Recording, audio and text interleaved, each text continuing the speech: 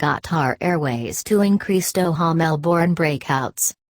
Qatar Airways will be adding its Doha-Melbourne breakouts from the current formerly diurnal schedule to double diurnal breakouts from 1 October with the support of the Puritanical government.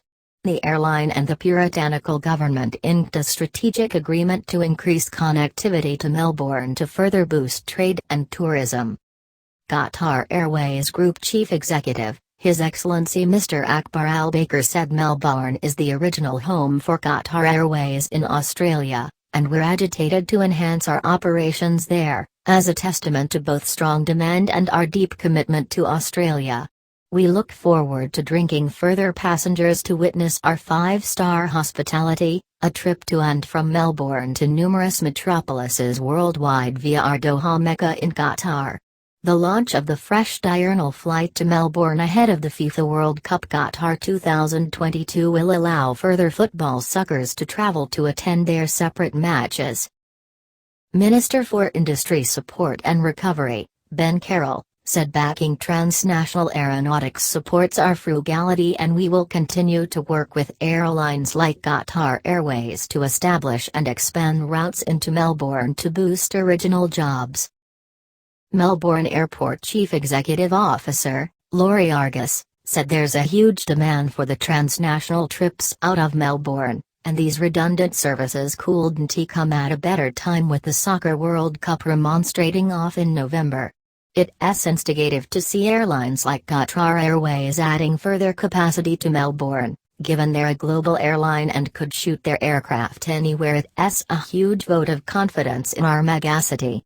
Qatar Airways is formerly a favorite with passengers heading to the Middle East or Europe, and given their hookups with both Virgin Australia and Qantas, we anticipate these new breakouts will prove veritably popular.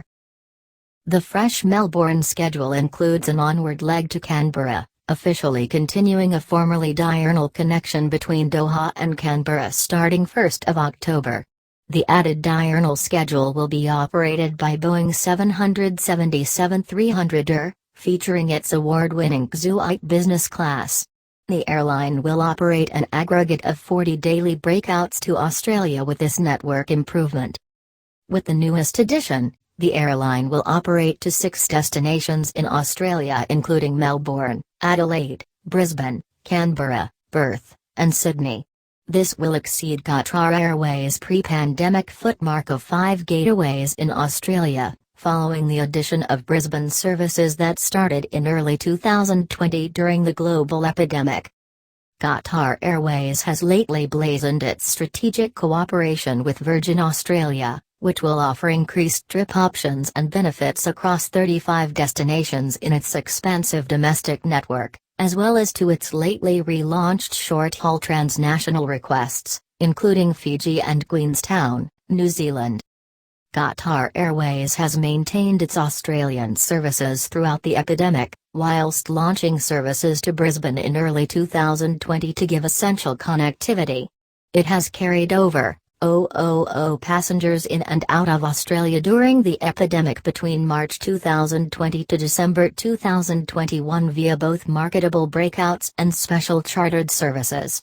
Qatar Airways Cargo has also played a pivotal part in supporting Australia's significance and export assiduity during the epidemic, by being one of the veritably many global airlines that no way stopped flying. Presently, Qatar Airways Cargo carries over 900 tons of weight to and from Australia per week. The public carrier of the state of Qatar continues to rebuild its network, which presently stands at over 150 destinations. With further frequentness being added to crucial capitals, Qatar Airways offers unexampled connectivity to passengers, making it easy for them to connect to a destination of their choice. Multiple award-winning airlines, Qatar Airways was blazoned as the airline of the time at the 2021 World Travel Awards, managed by the Transnational Air Transport Standing Association, Skytrax. It was also named World's Best Business Class, World's Best Business Class Airline Lounge, World's Best Business Class Airline Seat, World's Best Business Class Onboard Catering, and Stylish Airline in the Middle East. The airline continues to stand alone at the top of the assiduity, having won the main prize for an unknown sixth time: 2011, 2012, 2015, 2017, 2019, and 2021. As Air Canada acts as breakouts, Indigenous carriers need protection, say Northern Airline experts. The civil government needs to dictate interline agreements with big carriers, experts say. Cutbacks to breakouts in southern Canada could produce further issues for passengers of small airlines in the north, say some Northern Airline experts. Last week Air Canada said it would be spanning back the number of breakouts it offers to help deal with a swell in demand with too many staff to handle the shaft. While Air Canada said there would be no schedule reductions for Whitehorse and Yellowknife, experts say the cutbacks could still produce issues for passengers of small airlines who calculate on large carriers for connecting breakouts.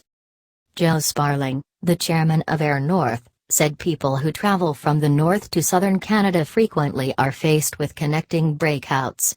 That means passengers have to buy separate tickets with a separate airline to get to their final destinations, and if they miss the connecting breakouts, the large carrier is not inescapably on the hook to ensure they'll get on another flight.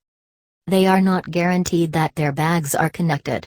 They are not guaranteed that the connecting airline will look after them in the event of a late flight. There is frequently a duplication of freights and levies, Sparling said. Now, with the backlog at airfields and breakouts being cut, the problems could be aggravated.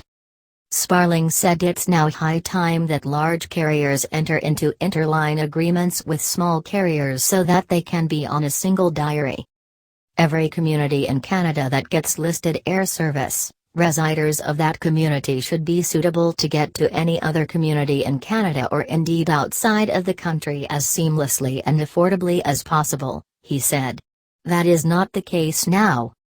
Air North provides service to Dawson City and Old Crow in Yukon, and to Inuvik, NWT. It also provides gateway services to Vancouver, Victoria, Kelowna, Edmonton, Calgary, and Yellowknife. Sparling said without interline agreements, colorful trip networks, particularly those involving Indigenous communities, are dissociated from the rest of the country. Interline has been suggested for times. Connecting two large carrier routes with interline agreements is a commodity that airlines like Air North have been suggesting for time, Sparling said. An interline agreement requires individual airlines to work cooperatively to bring passengers and their baggage to their final destination, indeed if they're flying on multiple airlines. Interline agreements also help pamphlets get on their coming flight without demanding tour check baggage, and they allow for free booking if passengers miss a connection due to detention. A House of Commons Transport Commission recommended obligatory interline agreements between all listed carriers when Air Canada was poised to ingurgitate up Canadian Airlines times agone, said Sparling. He said without these agreements in the assiduity, the lower competition gets squeezed out. Canada has lost numerous Indigenous carriers which flew each over the world, he said. Sparling says the airline assiduity needs analogous regulations to those applied to large telecom carriers, which are needed to give small telecom carriers space on their networks. Now we have, in substance, a duopoly in Canada with two veritably large carriers that only fly to about a third of all the communities that admit listed air service, he said. Roughly 20 Indigenous carriers are flying to the maturity of communities in Canada, and guarding their sustainability and affordability is demanded by northern residents who calculate on Indigenous carriers for rest trips, medical trips, and education, Sparling said. In the case of the North, there are corridors of that request that large carriers have no interest in serving, he said. It would be doing a great injustice if you are not ready to do the whole job. Asked what airlines would lose if they inked onto interline agreements, Sparling said they maybe could be abstaining an occasion to step on the little guys and, take over the request themselves. CBC News reached out to Air Canada and asked whether the company plans to subscribe to any full interline agreements with Northern Airlines. Air Canada didn't respond before the deadline. Interline agreements will help break airline problems. Fred Lazar, an associate professor at the Schillick School of Business at York University in Toronto, agreed that Northern Airline passengers have little expedient if they encounter detainments or miss a flight due to detainments when trying to catch their coming flight in the south. They might have to rebook and pay freights, or they might find they cannot be rebooked at each, said Lazar. Lazar said farther flight dearths could affect northern trippers, especially if there are last nanosecond cancellations of a connecting flight. With completely reserved breakouts, a single cancellation can beget slinging detainments, and it could take days before a passenger is rebooked. Interline agreements will help break those problems that really increase the cost and the complexity for trippers. From the north, he said. He added that with interline agreements, the North would not need larger carriers to fly into northern metropolises, which he said would affect smaller, and fuller breakouts on indigenous airlines, with lower energy burned. So far, the civil government has not made regulations stipulating that large carriers subscribe to interline agreements with indigenous airlines. In the 1980s, the assiduity waste was regulated without a policy for the North. It was, okay, we deregulate the South and ever the North will take care of itself, Lazar said.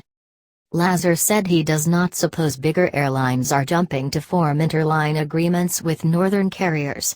They might be interested, he said, but it's not precedence, and he said the connecting rubberneck request is too small to warrant the investment in connecting the airline's technologies.